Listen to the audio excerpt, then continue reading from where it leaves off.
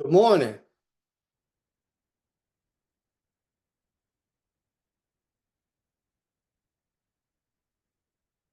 Hello, Renetta.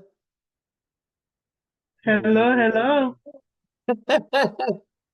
Back, back again, yeah. Yeah. Hello, Anthony. Hello, my friend. What's going on? Oh man. Yeah. Yeah, we're gonna have fun today. I can feel it. And this is Fun Friday.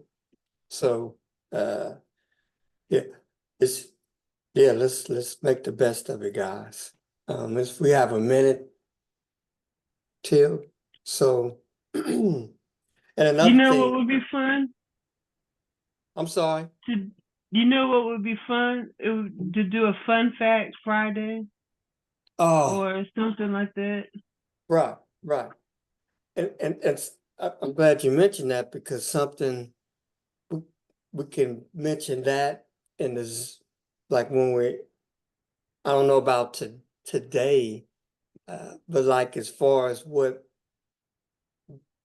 Blake and her organization is doing, like out, like within the community or outside, out, if it makes sense, outside the community,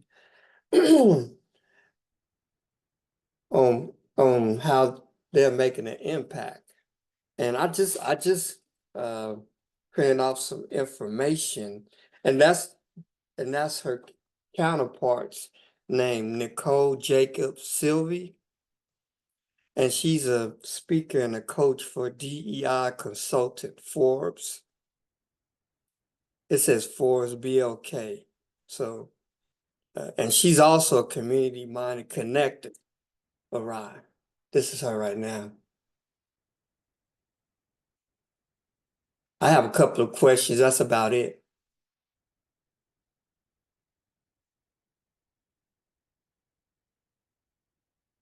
Good morning. Good morning. How are you? I'm doing fine. How you Good doing? morning. Good I morning. am Good doing morning. great. Thank you. Good morning. Good morning. Yes. Thank you, Miss Cleaver, for offering your time and availability. You could be doing anything else, but you decided to be on our platform, and we really do appreciate your time, because you're taking time out of your busy, hectic, and crazy schedule. Well, thank you. I appreciate being asked and I'm excited to be here. And Fridays are my easy days. So this worked out great. All right, all right. This is gonna be easy, fun fact Friday day for everyone. And how we like to start our podcast off, Miss Cleaver, and it's to your discretion, but we like to start it off with prayer. And if you like to say prayer, go right on ahead. Uh, if not, I'll say it, and we're gonna get this ball rolling. Yeah, that sounds great. I'll let you lead it. I'll let you lead the prayer then. Thank you, Miss Cleaver. Thank you for joining us. Thank you for joining us on this day. Uh, and Lord Almighty, thank you for Miss Cleaver for about what she's about to bring to the table.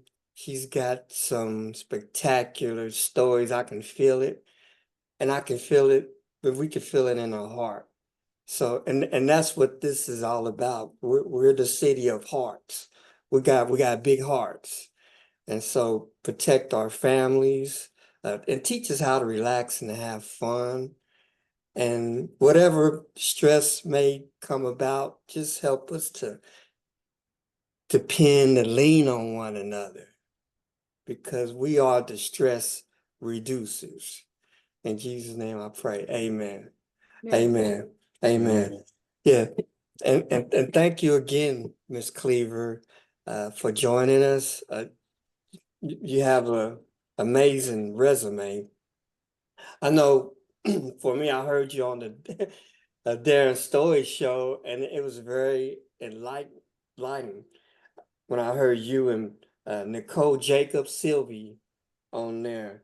And it seemed like you guys were coming together in regards to, excuse me, tackling this diversity Yeah, initiative. Nicole and I have been working together on BDI for several years now. Oh wow. Oh wow. Yeah. Now what is BDI, if you don't mind me asking? Yeah, so we call it the Board Diversity Initiative. Okay. And what we're hoping to do with the initiative is get more diverse representation on nonprofit boards. Because what we realize is nationally, but also locally, board demographics haven't changed in several decades.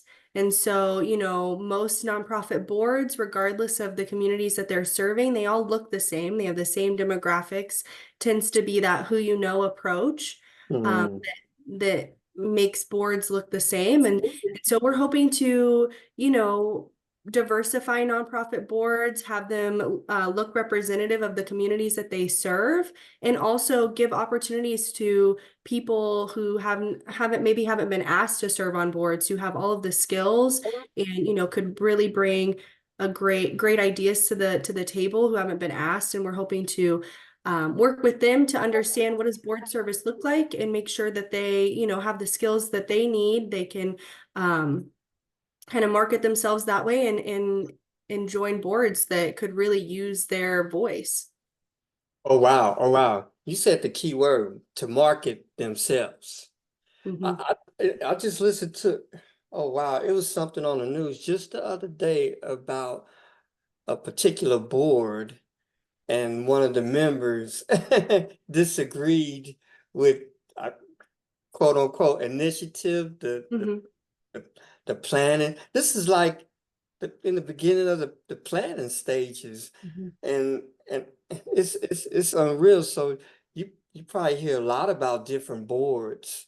Mhm. Uh, like we have like the Kaufman Foundation, and I don't know if you know Devin Gordon.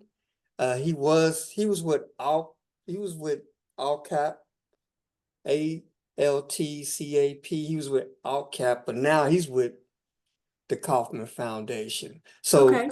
so what I'm seeing, people are moving from board to board to board to find the right, I'm gonna say, chemistry. You gotta have you have to Mhm. have the right chemistry as well. Absolutely.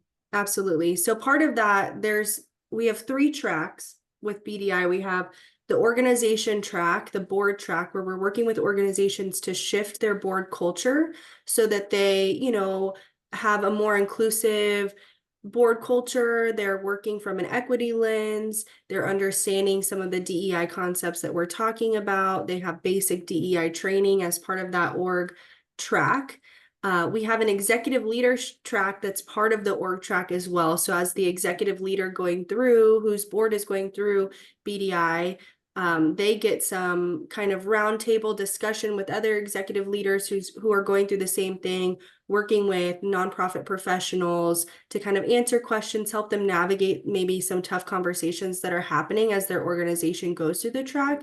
But the other piece, and the piece that I'm super excited about, is the candidate piece. And that's working with, prospective board candidates from diverse backgrounds.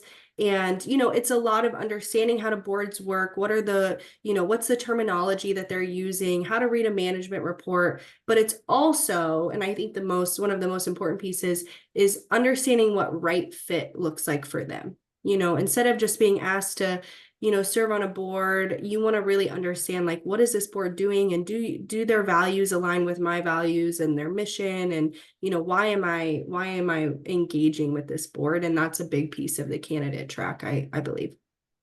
Wow. Oh wow. Those are pivoting questions Mhm. to ask yourself. I mean, we're in meetings all the time, but you can kind of feel a few people that may not be, they're most likely they're asking the same question as well. Like, am my beliefs in line with what they beliefs are? Mhm. I believe the key word is alignment. Mhm. Alignment, because you're gonna have different philosophies, different perspectives, and most, as we all know, life experiences. Mhm. Those Absolutely. those life experiences, we all have different life experiences.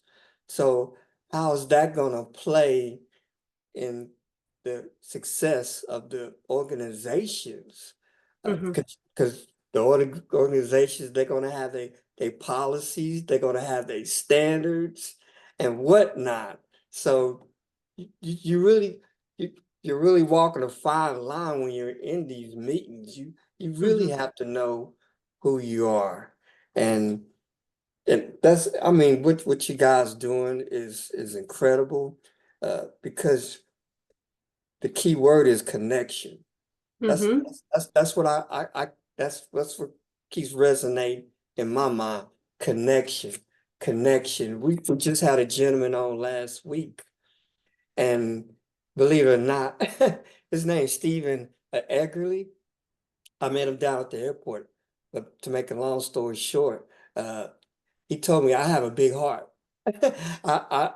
Back in the day when the Jerry Lewis telethon was really, Mhm. with the muscular dystrophy, he said I was involved, and he's still involved to this day when he goes down to Joplin, and it's like a community down there. But he has a heart for uh, like kids, children, muscular, with MS.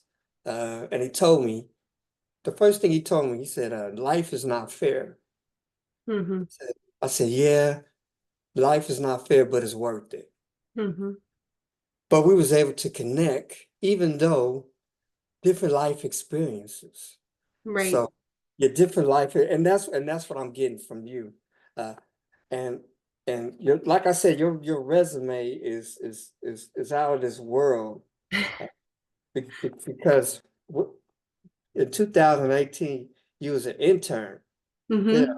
Mhm. And now your passion in community development, and it's just flourished, you know. Uh, Being an impact manager, what are some of the day-to-day decisions that you make? Yeah.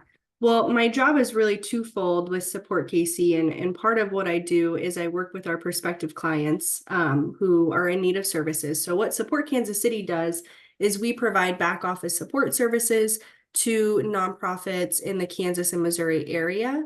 And a big chunk of what we do is around accounting services, but we have a lot of other services that we provide. So database services, grant writing services, fund development, strategic planning, really anything that your organization might need, we're doing that for nonprofits. And so I'm kind of the first person that anybody talks to if they're in need of services. If you're a nonprofit and you are in need of accounting services, you're going to talk with me, and I, help kind of usher you through our process. We have a prospective client kind of pipeline process where you'll meet with our team, we draft a proposal, that type of thing. So that's a chunk of what I do. And then the other chunk of what I do, the other part of my job, which I love so much, is working with the BDI team on creating the curriculum and developing, the training pieces, talking about what's our next event and what organizations are we going to work with, and then also providing that training to boards and candidates as well. Oh, wow. Oh, wow. You said three words: accounting, grant, and I believe you said events. And we're going to get to the event part. We're going to get to, I believe the other day, it might have been on your website, KC Support, Mm-hmm. but don't quote me on this, but someone was looking for an accountant. I was like, oh, wow, that has to be, but a lot of organizations are looking for accountants and different, Mm-hmm. positions. But what your organization does, it helps other uh, non-profit nonprofit position themselves better. If Mm-hmm. if that makes sense. Absolutely. I think that most people who start nonprofits, they have, the passion. They might not necessarily have the technical skills or the background in accounting or, and they want to focus on their mission. That's what they do the best. Their programming. They might just not have the skills to, do the accounting and the database and all of those things. So that's where we come in is to help them really further their mission so that they can put their time where it's best used. Oh, wow. Oh, wow. Fabulous, fabulous. Yes, Renetta, Anthony, do you guys have any questions for Miss Cleaver? Yes, Miss Yes. Blake Cleaver. Go ahead, Renetta. Oh, thank you, Anthony. Thank you again. Once again, we greatly appreciate you taking out the time to talk and speak with us and our listeners.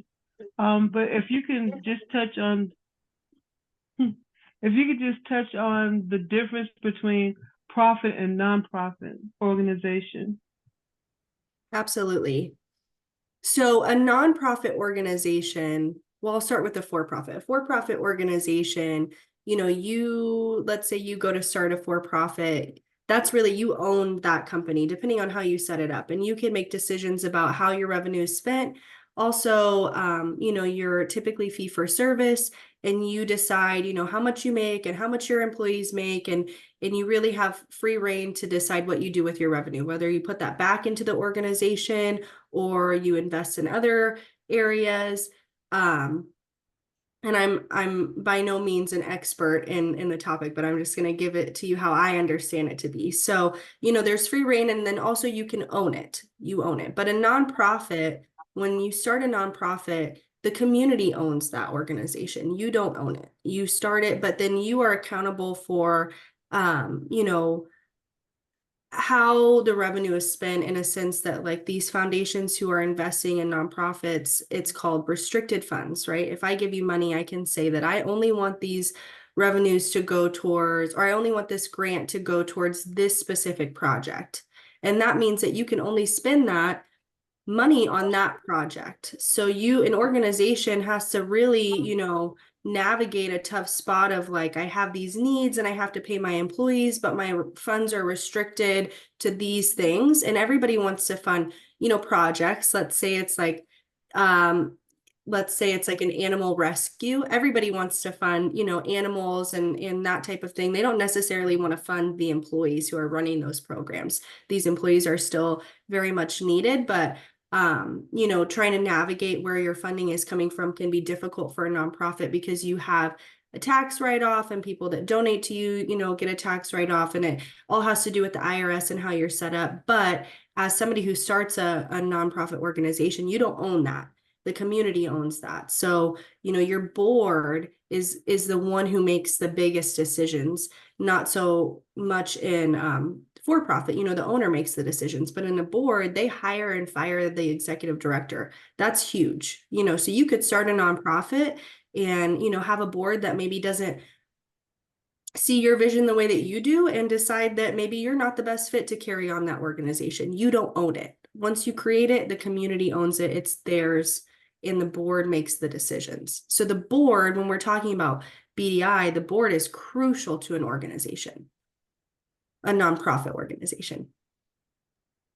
Did that Okay, answer your thank you. question? Oh, Yes, wow. ma'am. Yes, and if you're able to leave us the contact information for our listeners, just in case if someone wants to know more about the program or the organization that you have, we'll be able to give them directly to whom they need to speak to, if you don't mind doing that. Of course, yes. All right. I will send my information over to Tyrone, and then also it's just supportkansascity.org. I can't Okay, perfect. KC or Thank Kansas you. City. Now I need to check. Oh, no problem. Thank you. Good, great question. Anthony? Thank you, ladies and gentlemen. Miss Blake Cleaver. Advance, what we're doing here with Communicating as Confidence, is advance amazing, wonderful conversations about the reasons we differ on subjects in each of our hearts with enthusiasm. Our world of thought expressing the good and difficult levels of you. understanding our words are gifts, creating results. So the value of understanding the world of communication and exchanging great dialogue. And that's what we're here to do with you. If you had one scenario you can give us to, first of all, thank you for taking time out of your busy schedule to present and share your experience and your expertise with us, even though you may not think, but you are an expert. Share with us about what became your driving force to get in this space when it all began. That's a great question. Thank you for that question. You're My background, and I started in the nonprofit. I kind of stumbled my way into the nonprofit sector, and I really had no idea what nonprofits were, or if that was what I wanted to do. I was at William Jewell. I went to William Jewell for my undergrad, and I kind of was just up in the air with what I wanted to do with my career. They have a great nonprofit program, and so I got involved in that, and I started an internship at Support KC.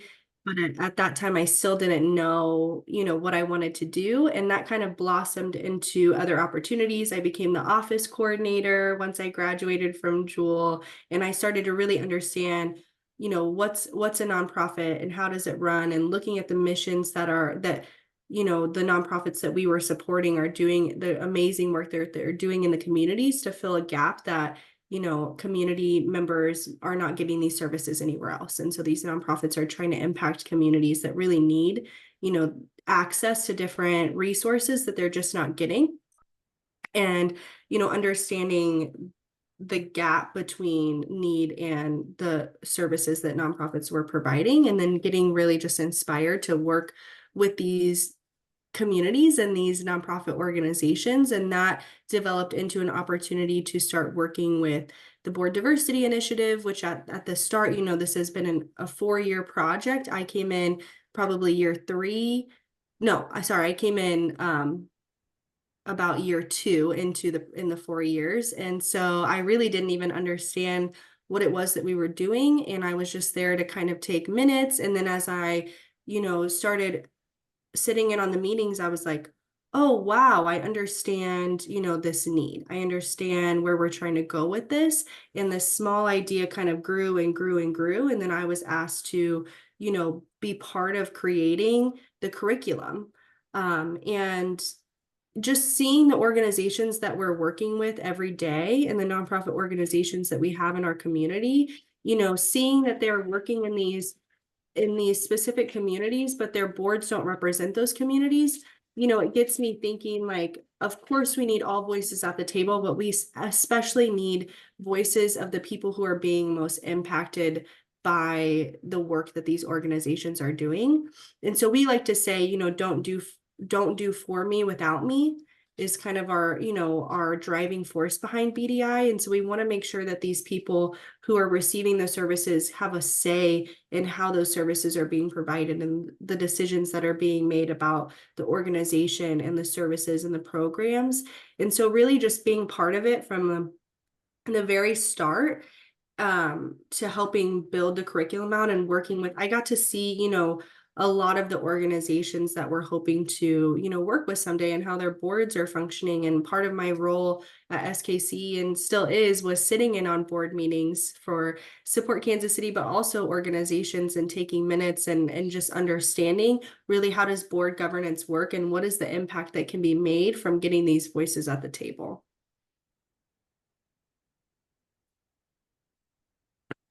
great answer there for that Yeah. response to that question. And what I heard was creating, creation, collaboration, collaborating, and then contributing. And so that's the value you bring through interning all the way to here. And it's expanded your vision too, to making sure that, like you say, they have a voice and they can participate in the actual impact and outcome. So thank you for that. Yes, thank you, Ms. Cleaver. Thank you for that also question, Anthony. We have a neighbor of mine's. His name is Colin Reagan, and I've asked him to mute himself. So he just said he's sitting at the desk, not so really. He says weird for me here. I can just watch him. Yeah, and record later if that works. So he's going to be listening in as well. He's listening in right now. So welcome, Colin, a good neighbor of mine's, works out, him and a friend of his named Jake. They I mean their bodies are out of this world. But thank you for that, Miss Cleaver, because yeah, it's just like a company. I mean, you have shareholders, and Mhm. I'm gonna be honest, at the now with Kansas City, it's like non-for-profits. It was a few years, 2, 3 years ago, it was just exploded. Yes. It's just been exploding all, I mean, Missouri, Kansas, you name, just exploded. And a number of them, some are getting themselves positioned for what's coming up, like the event. I would love for you to tell us about the upcoming event you guys are having. Because what I see, my wife, she volunteers for Starlight Theater, Hmm. KCPT Channel 19, and American Warrior. I mean, that's what I love about her. Because I mean, it's non-for-profits is, to me, is basically grassroots. Hmm. But these grassroots organizations have to realize that running a sufficient board is imperative, because people, the board members want to know what's going on, Hmm. the interaction, because everything, as we all know, it jumps on social media. Hmm. And community, when you talk about community, so social media, all of that, I mean, connects. It goes hand in hand. And whatever kind of decision or what type of decisions you make, it's going to impact the community, and it's going to be out there. It's Hmm. it's it's going to be out there. I go to my church community, Christian church community, and everything evolves around the community, the community. And it's a phrase you just mentioned Hmm. not too long ago, but it kind of reminds me of you know, what stays in the locker room stays in the locker room. Hmm. What stays in the locker room stays in the, whatever goes out of the locker room, it has to be informative. It has to be co co-parent with what the organization is striving to do, Hmm. Hmm. because the organization has an image, and that's the most important thing that I've gotten out of what you've been talking about, the the organization's image. Hmm. Right. And and and and the fact is, everyone, like I said, everyone has different perspectives. And what your organization do, you make sure those non-for-profits are, they're in alignment with what they're supposed to do. Hmm. Is and hey, is this the vision? You know, what's our vision? What's our true vision? What's our true mission statement? Hmm. We don't want to waste anyone's time. We don't want to waste anyone's time as far as, the people that are on our boards. And that's what I get. But like I said, my wife, she volunteers, and she's in those meetings, and one thing we know, Miss Cleaver, change is inevitable. Hmm. It's constant, and I applaud what you're doing Thank you. with Support KC. And I mean, I love this. It says you're driven by a thirst for knowledge and a desire to effectuate lasting change. So I like that. I like that. Lasting change. Hmm. We just talked about. We just talked about change. Change is inevitable. It's constant. It's happening every day.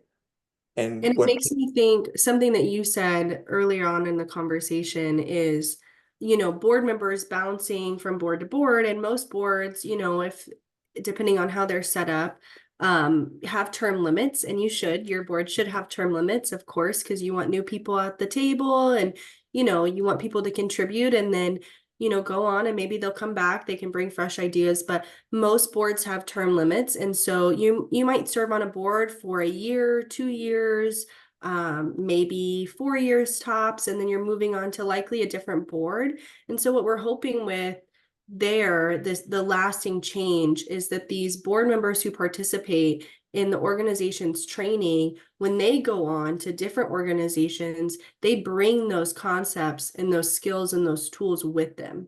So we're really expanding that, impact to all of the different boards that you might serve on as an individual who's gone through the training. And I think that that's super important. We're also following back up with these boards after they've gone through the training. Have you actually implemented the things that we've asked you to implement? Did you create a diversity statement? Did you create a board matrix? Are you, staying in line with your equity lens? Are you leading through an equity lens? Are you doing all of these things we've talked about? What's your impact? So we're not just training these boards and then saying, okay, you're good to go. And they get to check a box and say, I did it. We're following up and making sure, did you actually change your culture? Did you change these governing, pieces? And are you leading from an equity lens? And that's the lasting impact piece, I believe. oh, wow. Oh, wow. I love it. Helping them stay accountable, Mm-hmm. helping them to stay accountable. What Yeah. would you say would be a good spotlight that you could share with us in the community and our listeners about the joy? There has to be something that is inspiring and an enthusiasm to you, where you go home smiling, or you finishing your day at the office before you log off, and you have this joy feeling because of an impact you made, or discussion you shared, or an idea that you gave. And then there's some times where you have a day where it's a little cloudy, but you can just give us some spotlight on the two differences that keeps you going in this space. Mm-hmm. And then how do you overcome when it's a little cloudy?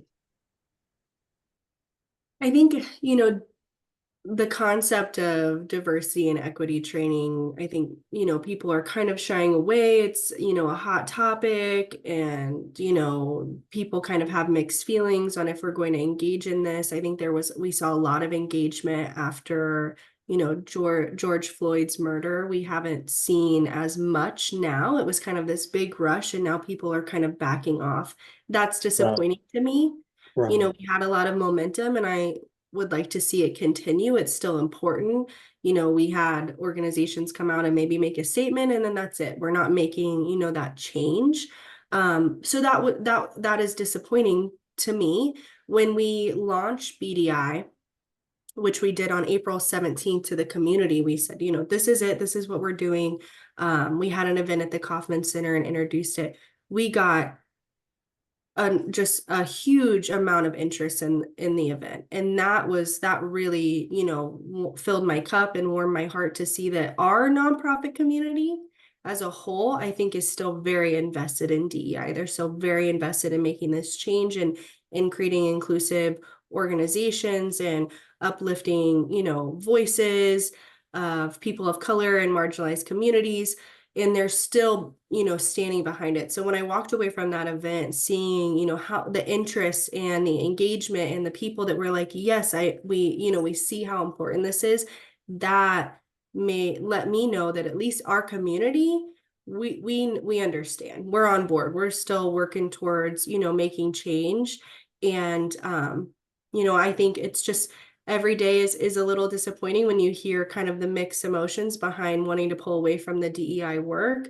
But then seeing the people show up and say, no, we understand the need for this and we want to be part of this. That's why we keep pushing, right? Is because we want to make that lasting change.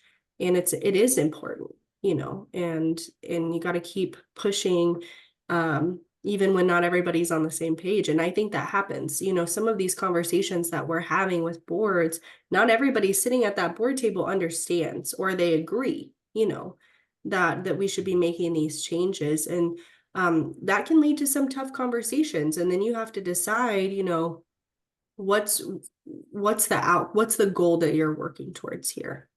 And, you know, you might not be able to change everybody's mind. That's okay. But I think we'll, you know, make enough of an impact that we'll see a shift in board demographic. And that's really what we're working towards. Awesome. I think that's important to know, that it's really having the determination to go forward. I think one of my biggest quotes is from Dennis Kimbrough. He talks about consistency will get it for you, but persistence will help you keep it. So you are going to have people who doubt, people who are not necessarily naysayers, but just like you mentioned, they're not on board. They can't see the vision, but we have to know that we have enough information and enough energy and enough collaboration that we have to go forward, because this is really the impact we're needing to make, not just wanting to make. So thank you for that share. Of course. And I would just say that I think a lot of some of the kind of disagreement comes from a place of fear. We're not saying, you know, you don't deserve a place at the table. We're just saying everybody deserves a place at the table. So you're not losing out here by including other voices. And I think that's where some of the fear comes into play is, well, where do I go then? You know, where's my place? And it's we need to expand the table and include more voices. And having diverse voices at the table just leads to better conversations and better decisions. And, you know, if you have all the same voices, it's going to lead to stagnation and your organization can't move forward, you know. And so we need kind of this diversity of thought at the table. And that doesn't mean that there's not a place for you. It just means we need, you know, we need others involved in it, in the process as well. I agree totally. Thank you, guys. We just got a couple of minutes. We want to hear about the event that's coming up for Support KC. Well, we did our launch on April 17th at the Kauffman Foundation Center, and that was great. And we've been working with and we're partnering with different community organizations to go to different parts of the community and, you know, again, just spread the word of like, what is BDI and how do you get involved? And so there'll be more coming out about that as we're shoring up some of those dates with the different organizations that we're working with. We have a lot of partners who are interested in hosting us, which is wonderful. Oh, wow. You know, if there's an organization that you work with that might be interested in hosting an event where we're just talking about BDI and how to get involved, please reach out. And we have Support Kansas City is the one who, you know, really kind of created the initiative. But as far as the board diversity initiative goes, BDI has its own website as well, which is bdiverse.org. And on that website, it gives all the background of what is BDI. It'll have our events once they launch, and as well as how to get involved. There's a whole page on how to get involved if you want to be an organization who goes through the training. Our goal this year is to train 10 organizations and 120 candidates. Oh, okay. This year. So that's what we're working towards. And so there's a place to get involved if you're a board. There's a place to get involved if you're a candidate. We're also looking for facilitators always. So there's a place to get involved if you're interested in facilitating. And all of that's on the website, which is bdiverse.org. Thank you again, Ms. Cleaver. I'm going to end this off with prayer. This has been immaculate. Wow, that's great. Lord, thank you for another day. This has been fun. And the best is yet to come. In Jesus' name I pray, amen. Thank you again, Ms. Cleaver. Thank you. Thank you, guys. Thank you, Collins, for showing Thank up. you. My neighbor. We're going to keep this going, and we're going to connect, and we're going to come out to these events. And